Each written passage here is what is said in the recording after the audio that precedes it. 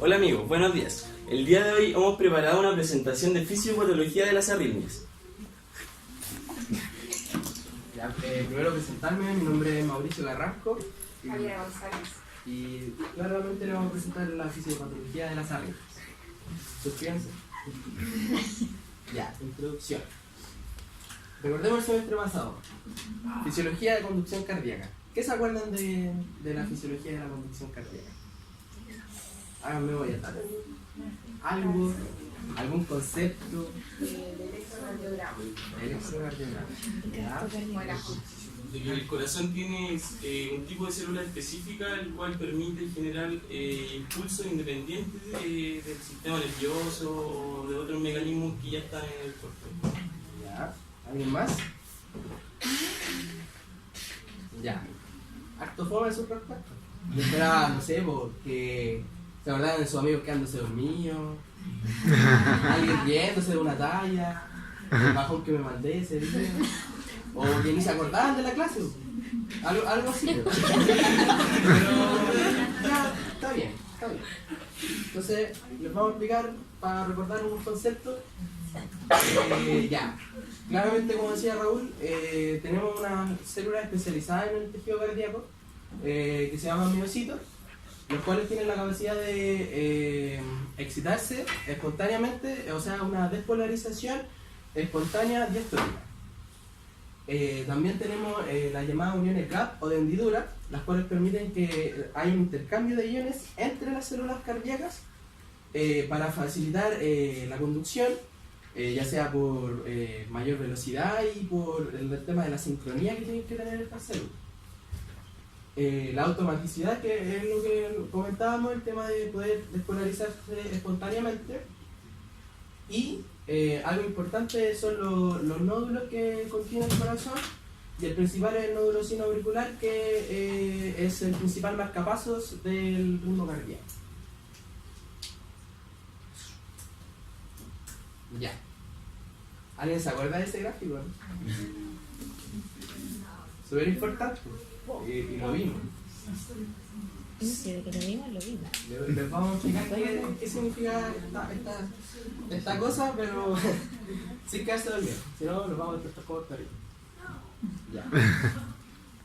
Primero tenemos cuatro diferentes fases. Tenemos la fase 0, en la cual hay una gran entrada de corriente sodio, la cual es, comparado con una excitación normal, es bastante inclinada a la pendiente, es muy rápido la entrada, pero es transitorio.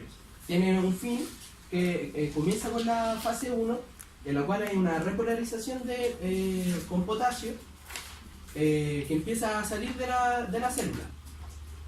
Hay una repolarización, pero esto también es en poco tiempo, porque hay una corriente que se llama corriente de calcio tipo L, la cual se opone a la repolarización del potasio. Por eso se produce una meseta en la fase 2. Entonces, como que están compitiendo las corrientes de calcio con las corrientes de potasio durante la conducción. En esta fase, en la fase 2, es cuando se produce la contracción del miocito, porque al entrar calcio, llega este calcio al retículo sarcoplásmico del corazón y abre los canales de calcio del retículo sarcoplásmico. Ese calcio sale y se va a todo el tema de la actina, la miocina, para la contracción del músculo. Ahí tenemos la fase 2, como les explicaba, que estaban las corrientes de tipo L, que se contraponen con las de potasio, y se inicia la contracción del cardiomiocito. En la fase 3 hay una activación de los canales de potasio rectificadores tardíos. O sea, aquí el potasio vuelve a hacerse presente para regularizar la célula. Y también se activan los canales de calcio para lograr la repolarización. Con lo que finalmente, con los rectificadores tardíos, continúan con salida de potasio hasta finalizar la repolarización. Eso, en términos generales, es lo que vimos el semestre pasado. es importante un concepto que es el de refractariedad absoluta y relativa. ¿Alguien se acuerda qué es refractariedad? ¿Alguna idea, noción? Es súper importante. Es cuando podía alcanzar así como el potencial de acción, ¿no? ¿Cómo? Cuando podía alcanzar el potencial de acción, ¿no? Algo así, o sea, sí. El Pero tema no, de no se puede. Que no se puede desarrollar otro impulso hasta que termine el otro. Hasta que termine el otro. Sí, o sea, claro, el tema de refractariedad es que es un intervalo de tiempo en que la célula no puede ser excitada por falta de corriente de sodio. Este puede ser absoluto o relativo. Absoluto es que la célula no puede despolarizarse independiente de cualquier cosa. Pero la relativa es que necesita, o sea, tiene un umbral mayor. O sea, tiene que alcanzar un umbral mayor para poder despolarizarse. Ya. Ahora comenzamos con los principales, recordando eso, con los principales mecanismos de la arritmia. Tenemos los trastornos de la formación del impulso. Aquí se encuentra el automatismo normal alterado. Como les decía, tenemos los nódulos, el sino auricular, el aurículo ventricular y las fibras de His-Purkinje. Nos vamos a enfocar en las células de ese nódulo porque es el principal marcapaso, los demás son subsidiarios. O sea, si el nódulo sino auricular falla, los otros responden como pueden. Ya, aquí necesito que estén concentrados, por favor, que es un poco complicado. Ya. Tenemos el impulso de las células del nódulo sinoauricular, que esta es como lo fisiológico, lo normal, que es similar al anterior, pero las fases son distintas, si se dan cuenta. Por ejemplo, aquí ya no hay una meseta, no hay una fase 2, la pendiente del sodio no es tan inclinada, no es así, entre otras diferencias. Entonces, ¿qué pasa cuando el automatismo normal está alterado? Ocurre que se puede deber a diferentes mecanismos, como el mecanismo de, este es el normal, el aumento del umbral del voltaje, o sea, el umbral es mayor, por lo tanto se requiere mayor potencial para alcanzarlo. También tenemos la disminución del potencial diastólico de la membrana, ahí el PDN, que disminuye, y un aumento de la pendiente de la despolarización de la fase 4, que también se ve reflejado aquí. Eso es como, si tenemos un automatismo normal, eso sería como cómo se vería una alteración en el automatismo normal. Automatismo anormal. En el automatismo anormal se activan células miocárdicas que no son marcapasos de las aurículas y ventrículos, pero que no tienen normalmente un automatismo espontáneo, pero acá sí lo presenta. Esto se puede explicar ya que el potencial diastólico máximo que vemos allá se eleva hasta el potencial umbral que vemos acá, y esto se explica porque numerosas corrientes se interaccionan y dan lugar a otra corriente despolarizante de entrada y a una reducción de la conductancia del potasio. Este trastorno puede producirse por alteraciones iónicas, un aumento del potasio extracelular, un pH intracelular bajo o un exceso de catecolaminas. El otro trastorno es la actividad desencadenada, que hace referencia a la iniciación de un impulso cardíaco causado por un postpotencial. ¿Qué es un postpotencial? ¿Saben qué es un postpotencial? Es una despolarización espontánea precoz o tardía que aparece antes de que acabe la repolarización de un potencial de acción previo.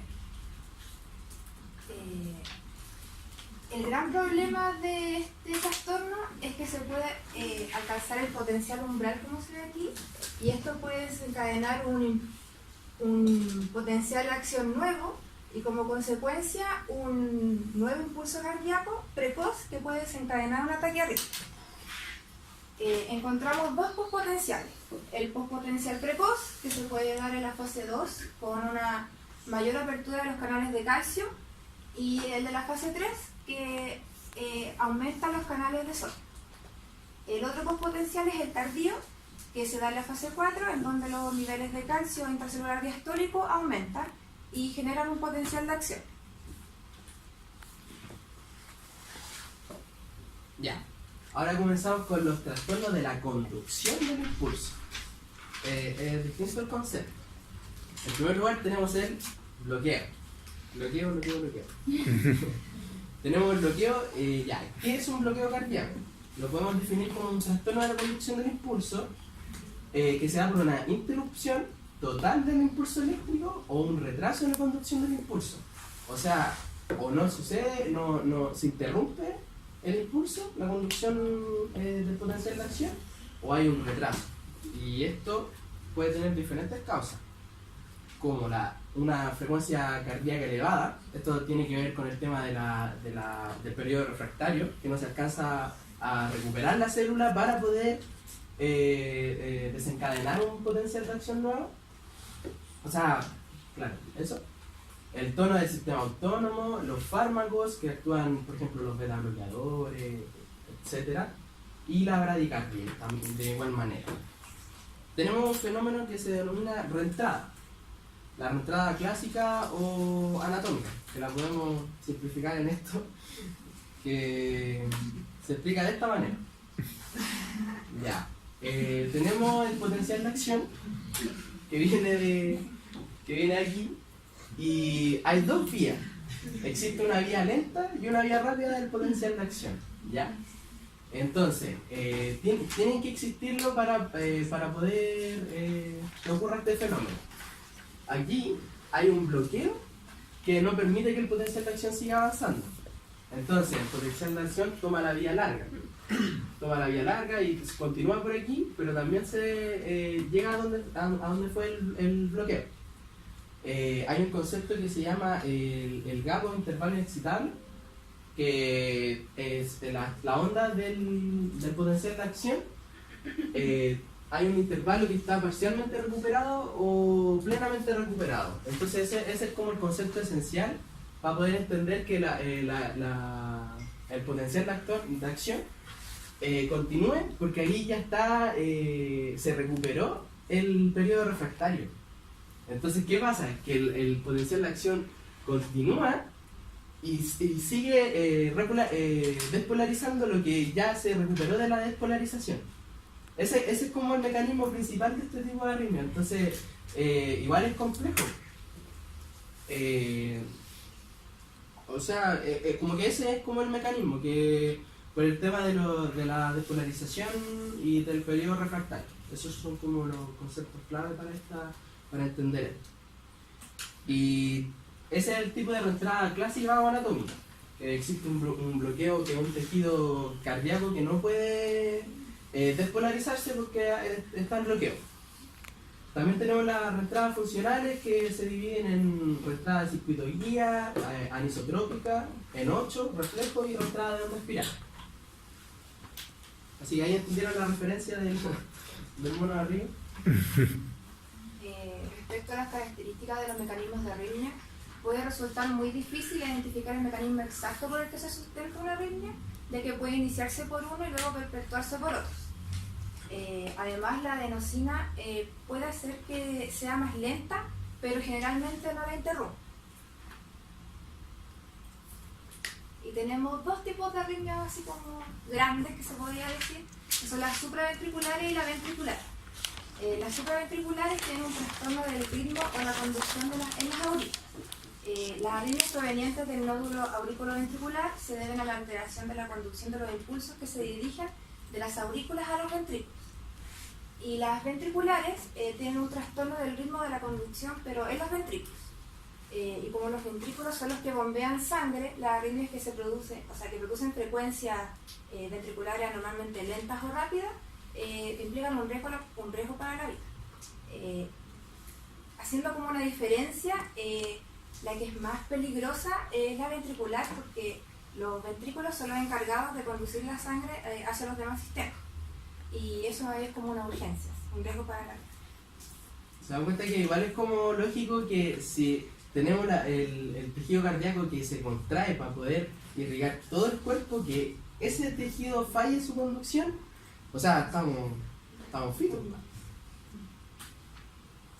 Luego tenemos las precarritmias, que se diferencian en la falla de generación del impulso, que ocurre cuando las células marcapasos no son capaces de generar impulsos eléctricos apropiados, y cuando falla la propagación del impulso, que es una falta de la conducción normal de los impulsos eléctricos generados por las células marcapasos a través del sistema de conducción. Esto puede causar bloqueo cardíaco a diversos niveles. Luego tenemos las taquiarritmias.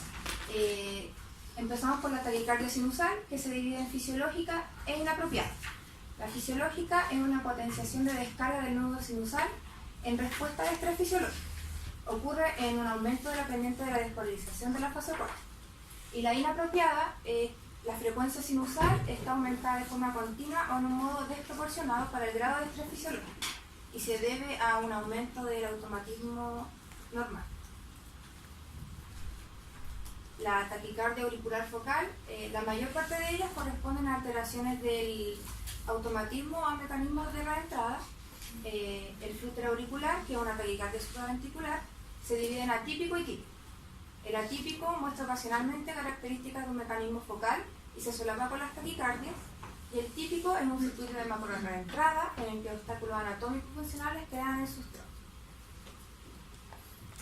Ya, luego tenemos la fibrilación auricular, que también es un trastorno del cardíaco, y el tema es que su mecanismo está aún en estudio, pero se teoriza que puede ser por un automatismo focal, un automatismo alterado focal, o una actividad desencadenada en las venas pulmonares. Y este tipo de trastorno puede resultar fatal, pero si uno realiza una desfibrilación, así, se puede salvar a la persona. Ya, y tenemos la taquicardia ventricular monomórfica. Estas se producen en presencia de cardiopatía estructural, o sea, tiene que haber una de base para que esta se produzca, y su mecanismo predominante es la reentrada, que hay un bloqueo, entonces el potencial ocurre muy similar a esa caída.